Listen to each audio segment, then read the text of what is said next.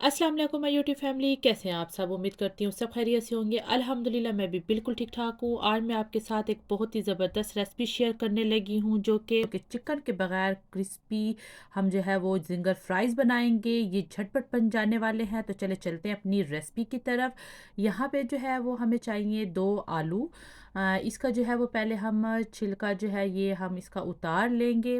तो आपने जितने भी आलूओं का बनाना है आप बना सकते हैं। तो मैं इस वक्त जो है वो 2 मीडियम साइज़ के मैंने आलू लिए हैं, उनको इस तरह पहले मैंने छील लिया है। उसके बाद जो है वो अब हम इसको करेंगे स्लाइस। हम जो है वो पहले इसको स्लाइस कर लेंगे और इसके बाद इसकी जो है वो हमने कटिंग कर लेनी है। तो ये रेसिपी जो है वो बहुत जल्दी और बहुत आसान रेसिपी है। आप एक दफ़ा इसको बनाएंगे तो आप जो है वो चिकन को भूल जाएंगे। इस रमज़ान आप इसको भी ट्राई करें तो आपके घर वाले जो है ना इसके फ़ैन ही हो जाएंगे।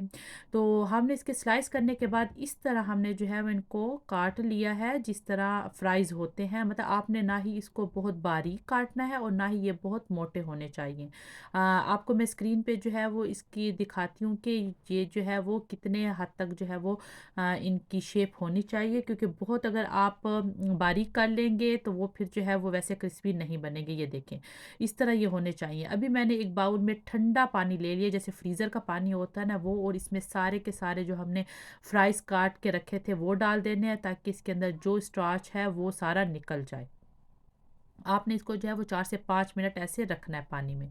तो अभी मैंने 1 कप जो है वो मैदा ले लिया है। इसके अंदर मैं हाफ़ टी स्पून जो है वो येलो कलर डालूंगी, जर्दे का जो कलर होता है। उसके साथ हम इसके अंदर 1 टीस्पून सॉल्ट डालेंगे। 1 टीस्पून जो है वो हम लाल मिर्च, जो कश्मीरी लाल मिर्च होती है, वो डाल लेंगे। और हम इसके अंदर जो है वो 1 टीस्पून लहसुन का पेस्ट डाल लेंगे। ये डालने के बाद आपने इसको अच्छी तरह से मिक्स करना है और इसका पेस्ट बनाना है। पेस्ट जो है वो आपने थिक पेस्ट नहीं बनाना, जिस तरह हम पकोड़ों का बनाते हैं वैसा नहीं बनाना। हमने इसको जो है वो थोड़ा सा लिक्विडी जो है वो रखना है, कि बस इतना कि हम अगर इसके अंदर एक फिंगर को जब डिप करें तो एक कोटिंग बस उसके ऊपर आ जानी चाहिए। बहुत ज़्यादा हमने जो है वो थिक पेस्ट नहीं बनाना। तो 1 कप मैदे में जो है वो मेरा 1.5 कप पानी यूज़ हुआ है। तो आप ये देख लीजिएगा कि आप कौन सा जो है वो मैदा यूज़ कर रहे हैं और आपको कितनी जो है वो पानी की ज़रूरत है। तो यहाँ पे देखें कि ये इस तरह जो है वो लिक्विडी शक्ल में होना चाहिए। ये थिक नहीं है, ये देखिए इतना रनी होना चाहिए। तो दूसरे बाउल में जो है वो मैंने सिंपल 1 कप मैदा ले लिया, इसके अंदर कुछ भी नहीं डाला। तो अभी हम जो है वो इसकी जो है वो फ्राइज़ रेडी कर लेते हैं। आपने क्या करना है कि एक फ्राइज़ आपने उठाना है, उसको पहले हमने जो है जो मैदे का पेस्ट हमने बनाया उसके अंदर आपने डिप करना है, और एक्स्ट्रा जो मैदा है उसको आपने जो है वो हटा देना है। ठीक है, उसके बाद आपने जो है वो जो हमारा ड्राई मैदा पड़ा हुआ है उसके अंदर आपने इसको डालना है फ्राइज़ को, लेकिन आपने बहुत दबा दबा के इसके ऊपर वो नहीं लगाना, इससे आपके क्रम्स नहीं बनेंगे। आपने जो है वो बस हल्के हाथों से इसको लगाना है ताकि इसके ऊपर अच्छे से जो है वो क्रम्स बने। तो जिस तरह हम चिकन को करते हैं ना, तो वो हम बहुत ज़्यादा उसको प्रेस कर करके करते हैं, तो हमने जो है वो उस तरह प्रेस नहीं करना, हमने जो है वो हल्के हाथों से इसको इस तरह करना है। तो इस तरह करके आपने सारे के सारे अपने फ्राइज़ जो है वो रेडी कर लेने हैं। तो इसी तरह देखें कि मैं भी अपने सारे फ्राइज़ रेडी कर रही हूँ। इसके ऊपर बहुत अच्छे क्रम्स ये देखें बन रहे हैं।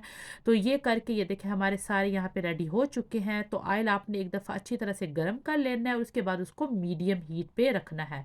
तो अभी जो है वो मैं सारे फ्राइज़ इसके अंदर डालूँगी। तो आपने जो है वो इसको मीडियम ही आंच पे पकाना है, लो पे नहीं पकाना है। और ये आपके जो है वो 5 से 6 मिनट के अंदर रेडी हो जाएंगे।